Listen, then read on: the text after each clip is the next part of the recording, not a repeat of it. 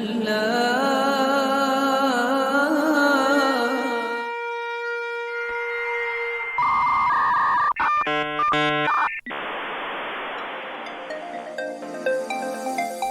Welcome to our podcast, where we talk about the interesting, frustrating, and inspiring experiences we have as people with strongly held religious views working in corporate IT. We're not here to preach or teach you our religion. We're here to explore ways we make our career as IT professionals mesh, or at least not conflict, with our religious life. This is Technically Religious. Did you ever wonder why IT diagrams always use a cloud to show an element where stuff goes in and comes out, but we're not 100% sure what happens inside? That was originally called a TAMO Cloud, which stood for Then a Miracle Occurred. It indicated an area of tech that was inscrutable, but nevertheless something we saw as reliable and consistent in its output. For IT pros who hold a strong religious, ethical, or moral point of view, our journey has had its own sort of TAMO Cloud, where grounded technology and lofty philosophical ideals blend in ways that can be anything from challenging to uplifting to humbling. In this series, we sit down with members of the IT community to explore their journeys, both technical and theological, and see what lessons we can glean from where they've been, where they are today, and where they see themselves in the future. My name is Leon Adato, and the other voice you'll hear on this episode is Jason Carrier. Hey, thanks for having me. It's great to have you back.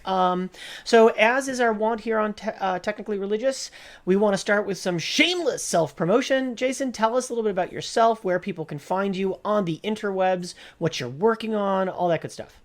Sure thing. So my name is Jason Carrier. I'm a product manager at SolarWinds, and I do a little bit of freelance on the side. I've got a strong interest in startups, technology, venture capital, investment banking. You can find me on Twitter at network_carrier. And LinkedIn at Jason-Carrier. You could also find me on my website, which is bodhi.net, BHODI.net. And religiously, I consider myself a Buddhist, but I'm also kind of a general student of philosophy. I like kind of studying different schools of thought in general. Very nice. Okay, and if you are scribbling all that stuff down, or you start scribbling the stuff we talk about later, stop it. Put your hands back on the wheel and pay attention to the road, because we will have show notes for all of that the day after this podcast drops. So you'll be able to find all the links to anything that we talk about over there. All right. So this is the Tales from the TAMO Cloud, where we talk about sort of our journey through tech and religion. And I want to start off with the technical side. Let's start with, what work are you doing today? What kinds of stuff in tech are you focused on day to day? So my day job, I'm a product manager for Network Performance Monitor and Voice Network Quality Monitor. So basically, it's like network monitoring products that sort of help people get visibility into their network infrastructure. Well, I'm familiar with monitoring myself since we work at the same company. Yep. So that's good. Definitely. So I presume that you did not exit the womb already doing monitoring software and product manager work. So I guess the question is, where did you start in tech? Yeah, so I almost did, not network monitoring, coming out of the womb doing technology stuff. My dad was an electronics technician in the Air Force, and so I was kind of raised, building RF cables, and he used to take me on jobs building cell sites, back in the late 90s, So you were really good. Yeah, I was just gonna say I grew up learning electronics theory and stuff like that, so I went to high school and got into computers from there. Yeah, I was going to say, you were born with the silver Cat5 cable in your mouth. I mean, pretty much. Which is kind of toxic, but for a baby, but still, yeah, wow. That's a great pedigree to have. So, although it may be, I could probably write a story that filled in the gaps. I want to hear how you actually made it from those humble beginnings at your father's knee as an electronics technician. How did you get to where you are today? I've traveled a lot. So basically started in lot El of Paso. Miles. Yeah, very much so, but literally and figuratively. So I started out in El Paso working at an internet cafe back in the early 90s or late 90s, like 99-ish, 90, 98, right in there. And then joined the Air Force after that, traveled to a bunch of places, Okinawa, Saudi Arabia, Thailand, and then Omaha and Tucson, less fun. But then was a DoD contractor for a while, about 10 years or so. Did a tour in Iraq, spent some time in Kuwait, and then spent some time in Hawaii too, which was a lot of fun working with the sock pack guys out there. And then I took a hiatus, 1 year off of for massage school. It had been something that I'd wanted to do for a while, and kind of was bleeding into the religious views and philosophic views I had. I wanted to do something kind of different, work on kind of the emotional intelligence and personal skills and that kind of thing. And then decided there's not enough money in it, so I went back to government contracting for a bit. Worked at Fort Huachuca and went back to Hawaii for a while. And then I kind of came to a point where I wanted to make it so that my efforts were not going to a warfighter so much, but sort of focused more in a entrepreneurial kind of direction, which had always been a side passion I'd been kind of neglecting. So I came to Austin, Texas to do the technology commercialization program over at UT, which is a great program, highly recommend it. I worked at ClearData, a local startup here for a bit as a network engineer while I was going through school. And then after that, I was a venture partner over at John Brumley Texas Venture Labs at the university there at UT. So I basically helped startups with go-to-market validation and kind of business research projects. So pairing cross-functional teams of grad students up with local area startups. And that's what led me to SolarWinds. Very nice. Okay, so I couldn't have written that story at all. I mean, that was not the path that I would have invented if you had given me just the starting and end points. And I think that that's an important thing to remember if you're listening, is that many times our route from the there to the here can be circuitous along the way.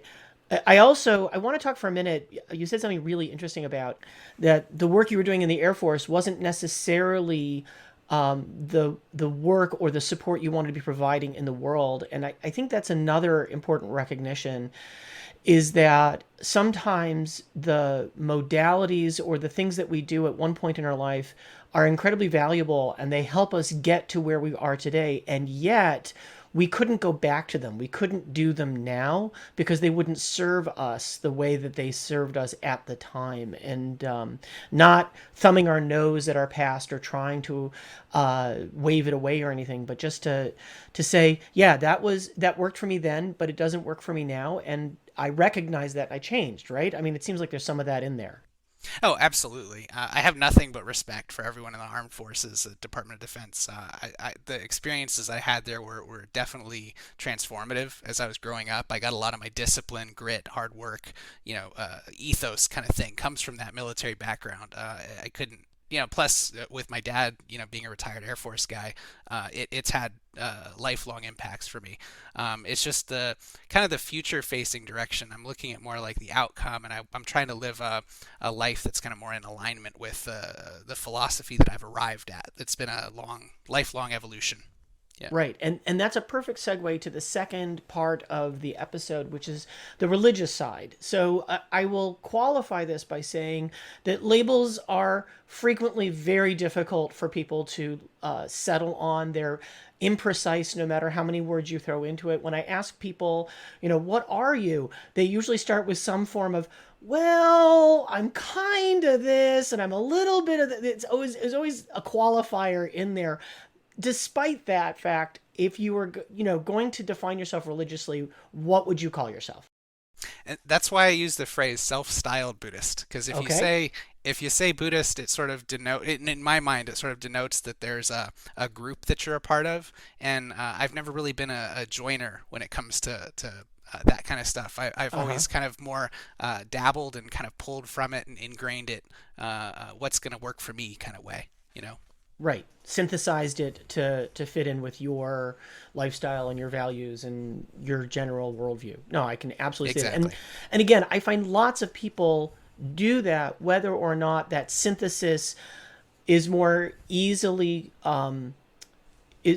defined as a mainstream Catholic or mainstream, Orthodox Judaism or whatever it is, and they're comfortable within those boundaries. There's still some synthesis that happens where it's like, well, I'm a this, except I do this other thing too, or whatever it is. So that's not uncommon.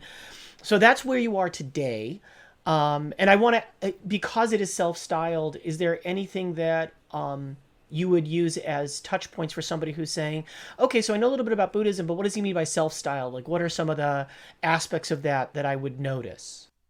Sure. So I really I tend to get away from the things that I can't prove or validate that don't have so for example, if you're talking about kind of like ancient Vedic gods and things like that, I have less of an interest in that. I focus more on things that you would also find in like the realm of psychology or Mm-hmm. neuroscience, or things that kind of can kind of be empirically backed. I have a tendency towards those. Not that there's anything wrong with going with a more mythology driven approach to things. It's just not Mm-hmm. my chosen path, right? And I think it's many journey or many different paths, one destination is sort of the view that I have on that. Mm-hmm. Yeah, I think that answers your question. Great. Great. Okay. So I'm presuming that that's not how the faith that you were born into. So where did you Definitely not. start? Also, my mom actually did her best to raise me as a Presbyterian, and then we transitioned to the Lutheran church when I was growing up. Um, so I played the part, went to Sunday school and was an acolyte for a bit, and Mm-hmm. did all that kind of stuff. But I never really felt like it was something that I believed in. It was just something that I was kind of doing for mom. So Right. when I was around 16, I basically just stopped going to church and considered myself agnostic. That was the label I used for quite some years. Yeah. And again, when we're growing up, first of all we know is all we know. And there's a lot of layers, even though it's easy to pigeonhole religion as a thing. The fact is that religion carries a lot of additional layers of community and friendship and family and just all those ties. And so there are parts of our religious experience, especially as kids, that really it's like actually the religion part was never part of it. It was always the social, or it was always the work. We were always out doing, helping somebody's, repair somebody's house or whatever. And I just like swinging a hammer. Like, you could call it Lutheran, but I like swinging a hammer. So, a lot of times it takes us a while to parse out the fact that these are the pieces that work for me, and those pieces actually have no or minimal religious impact. And at that point, then you end up asking the question, well, do I believe? So, picking up where you were 16 and you had settled on the label agnostic, how did you get from there, the Presbyterian Lutheran social, 16-year-old dutiful son side, to the self-styled Buddhist? Like, what was that path? I won't even try to pretend that I know how that was going to look. I want to hear this one. Sure. My life's had all kinds of twists and turns in it. I've been told it would be a fun book or something someday. But so when I was going through my divorce actually, and there was a quote that I had heard just prior to that moment in my life from Einstein, where he talked about basically I'm going to butcher it. It was something along the lines of all religions are probably false, but if one could really help the world, it would be Buddhism. It was something along those lines. Um, and that I've always been a big fan of Einstein.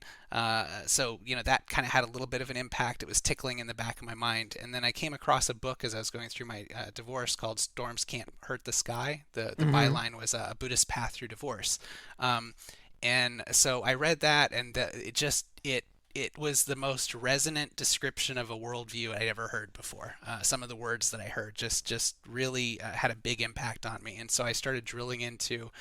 This was about the time I went to Iraq. I started reading all kinds of philosophy books, primarily from the Dalai Lama and Pema Chodron, who's a monk who lives up in Canada, Mm-hmm. and did a lot of writing on kind of internalization and reflection and introspection and that kind of thing.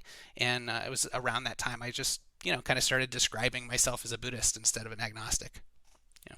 Nice. Okay, that's good. And it is absolutely delightful and life changing when you hear your experiences reflected in the words of someone else, and you say, "Oh my goodness, that's me," and you have more ways of describing your experiences or who you are because it's reflected in the words of another person. I mean, the phrase that you hear a lot right now is, "You can't be it if you don't see it." And so, having seen someone reflect the thing that echoed or mirrored your experience allowed you to put a better, more accurate, and more compelling label on it. That's really that's wonderful. And I I still think couldn't that's have some, written it. Yeah, I think that's an important point too. Is that it's just a label. It's just a badge you wear on your sleeve. Inside we're all the same, regardless Yeah, of what words you want to use. There's just one. Yeah. right, right. The Well, I rest of mean, it's semantics. yeah, I mean, self-definition, in one respect, self-definition is important. I'm a big believer that affinity groups matter because, again, we look for mentors, whether it's as IT people or it's as, co-religionists or whatever it is. We look for people who have a frame of reference where I can say, I'm going through this thing. Do you know anything about it? And they can say, yes, actually, my experiences or what I've read or this piece of work, helped me. Maybe it will help you. And that could be, I really am having trouble wrapping my head around SDN right now because I'm a systems guy. Help me. And they're like, yes, absolutely. This is written with the systems guy in mind. So I think those labels are not throwaway as much as, again, they're self-reference, Yeah. referents, plural. They're a way of me being able to quickly and accurately describe a set of experiences that I'm having so that you can respond to it and hopefully support it. I don't know if Yeah. that works That for you. that definitely. Yeah. I totally agree with that. It's a way of kind of communicating to one another, kind of where we're coming from, like what viewpoint we sort of default to. Yeah. Right. Right. And that's why I start the section by saying that labels are imprecise because they're without handing someone a book of me and say, here we go, read this, and then you'll know who I am right now, because it's going to Sure. change. Yeah. It's I, always more I complicated than the two words you share. Yeah. right, exactly. Yeah. All right, so that lets us pivot to the blending of the two, the challenges and or the joys that you found as somebody with a strong religious, moral, or ethical point of view, and also somebody who is deeply involved in the technical side of the world. And we know that those things sometimes create conflict. Sometimes they create amazing complementary experiences. I was just curious, what kinds of things you've had in your your dual journeys. Yeah, so from a technology, we actually had a conversation about this in one of the other episodes we just did recently, talking about how technology's actually helped with, from my perspective, the religious pursuit aspect, Mm-hmm. or however you want to coin that.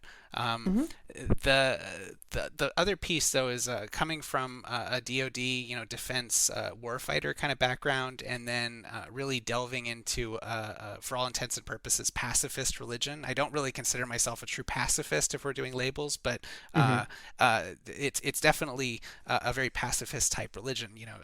Shies Right. away from violence, and so that created kind of over a period of time. It wasn't an overnight thing. Kind of created an internal conflict, a desire to really just focus my efforts in a different industry. Right. Do a different thing. That was the biggest kind of impact that had from a career perspective.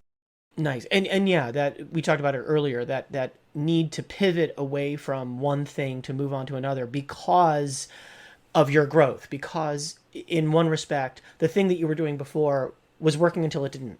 And when it doesn't, you have to be honest with yourself and say, this isn't working. That doesn't make it bad. It just makes it not working for me right now for whatever reason. A friend of mine who we haven't gotten on the show likes to talk about the moment as he was progressing from sort of reform or non-Orthodox Judaism into Judaism. And he said, I always ate pepperoni pizza until the day I didn't. And that was the day I didn't. And that was it. There was nothing more to it, but there was also nothing less to it. So, that those work experiences before worked for you until they didn't. And then you move on. It's So that was simple, something. obvious, and also profound all at the same time. Yeah. Right. Right. Yeah. Well, it's a big deal for you. It's often not as big a deal for anyone except your mother, especially with food. Usually, if you say, I don't eat blah anymore, usually moms have a really hard time. In fact, there's a Jewish book that's called What Do You Mean You Can't Eat in My Kitchen Anymore? And it is all about a daughter who becomes Orthodox navigating the maternal relationship about, will you eat over here anymore? How do you do that without creating emotional conflict, but still remaining true to this set of religious, values and restrictions that she had taken on. So same thing, like I said, Yeah, that definitely resonates with me. My mom came from a pretty conservative, background, and did her best to raise me in that, kind of ethos. yeah, And seeing me go to Okinawa and embrace sushi, and seeing me go to, India, and just I love Indian food. I love all kinds of that kind of thing. yes. Having that much more global perspective than what I was really raised with has led to a lot of interesting conversations, for sure. Nice. So that was one of the challenges that you faced with your technical and your religious life. Were there any points or any experiences where it created sort of a positive outcome, where it's like, oh wow, being technical is really great for my Buddhism, or being Buddhist is really great for my technical work, or whatever it is. The job that I have now, yeah, being a product manager, being able to listen to folks calmly and objectively as they're, tearing your product apart sometimes, with pointing out all of its deficiencies, or, but being able to stay calm and not take it personally, and, just stay in the moment and be with them, and practicing empathy and compassion and social skills. Those are things that I learned more so through faith and massage school than I learned the way that most do in like a grade school. Interacting with their Oh, I teammates and things don't. like that. I don't know that. No, the dog is fine. I agree with the dog. Okay. The I think there's a lot of people who didn't learn it in grade school either, but I think that they learn it in the school of hard knocks.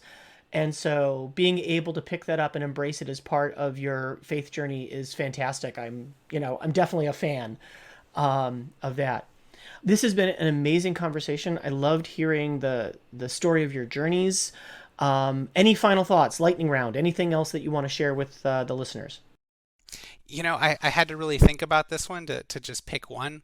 And the one I landed on is a lot of us seem to walk around kind of on autopilot. So, one of my big lessons learned in life, that sounds really simple but is actually profound, is stop and breathe. Take a Mm-hmm. few breaths, you know, let it sit for a second, whatever it is. Let the answer sort of bubble up from a place of calm. And that's my best advice. Very nice. Very good. Jason, it's always a pleasure to have you on the show. Thank you so much. Sure thing. Thanks for having me. This was a lot of fun.